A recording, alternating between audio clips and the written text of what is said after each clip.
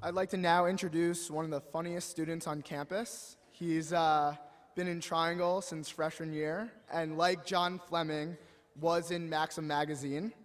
So everyone, give a round of applause for Mr. Scott Wolman.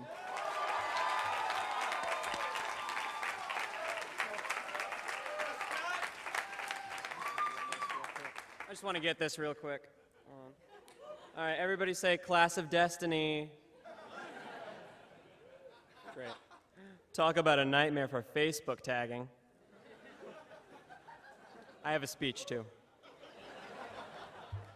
But before I begin, I should inform you that in accordance with the policies of the administration, only 1/3 of this speech at a maximum will be funny. So, here we are. We did it. All of us, me, you, this guy right here. We're graduating. And by most accounts, this is a good thing. This day, after all, is called Class Day, which makes it sound kind of like a holiday. Not a major holiday like Christmas or, Christmas. But maybe a Princeton is open, but the rest of the world is not kind of holiday. One of the Monday ones. The banks are closed, is what I'm trying to say. My point is that this certainly sounds like a reason for celebration, or, at the very least, ridiculous jackets. But now that we've endured the last awkward plea from a professor to deliver course evaluations to West College, while every student in the room silently prays for someone else to volunteer, I can't help but ponder the inevitable question, what's next? Seriously, I'm asking. I don't exactly have a job, so I'm definitely open to suggestions that don't involve me knowing the difference between a grande and a venti.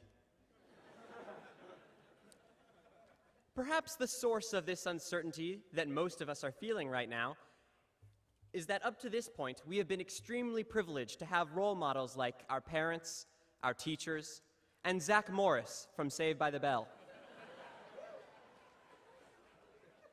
But now that we're graduating, we're suddenly expected to be responsible adults? As Zach would say, whoa, time out.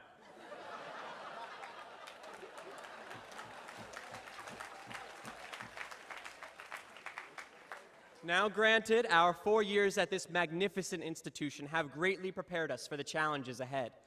Precepts have expanded our intellectual capacity. Extracurricular activities have promoted our sense of community involvement. And laundry upkeep has cultivated our appreciation for the inside-out rule. Am I right? Nobody else? Me either.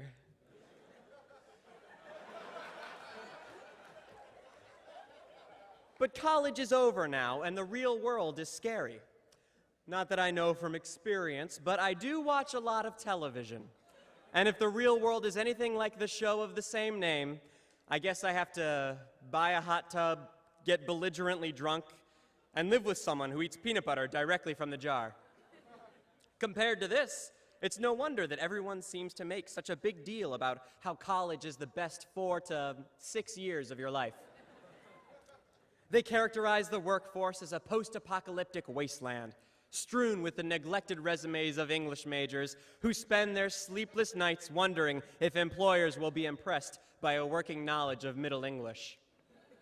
My recurring fantasy is that I'll walk into the interview and the guy will say, "Well, Mr. Wolman, your references are excellent, but what we're really looking for is someone who can recite the first 30 lines of Geoffrey Chaucer's general prologue."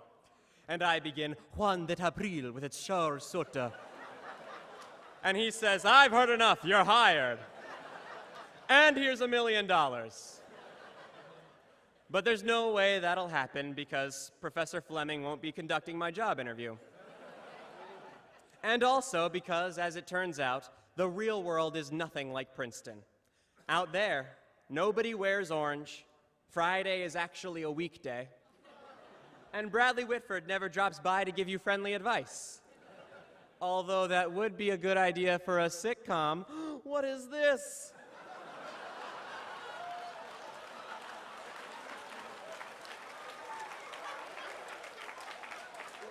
A pilot script for Bradley and Scott Wolman by Scott Wolman.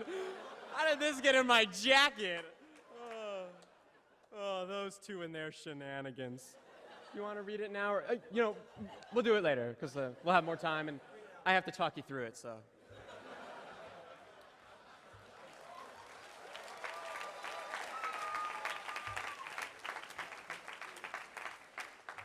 Yes, it's true that beginning tomorrow, Princeton will no longer be the protective North Face shell with zip-in fleece that shields us from the bone-chilling winds of actual adulthood.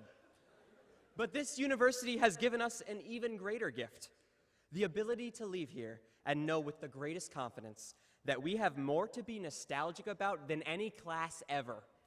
And without lying, too. I mean, usually it takes years of senile disillusionment to come up with stuff this good. But not for us. No.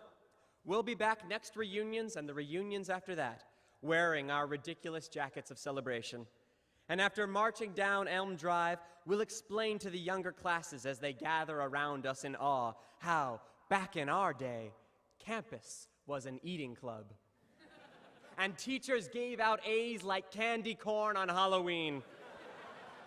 And we had to battle locusts just to get to class. That's right, locusts, like the plague in the Bible. But our spirits, unlike our grades, never deflated.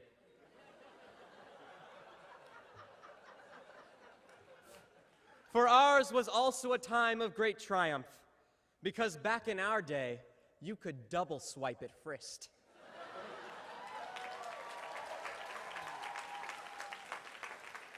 And Dean Fred made sure the students were attractive.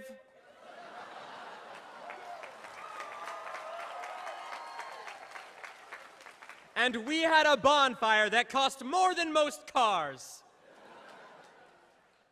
Sure, the world beyond Fitz-Randolph Gate is nothing like Princeton, and that's a little terrifying.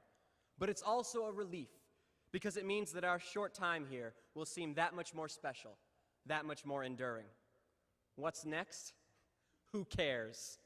Bring it on, real world. We're tougher than locusts.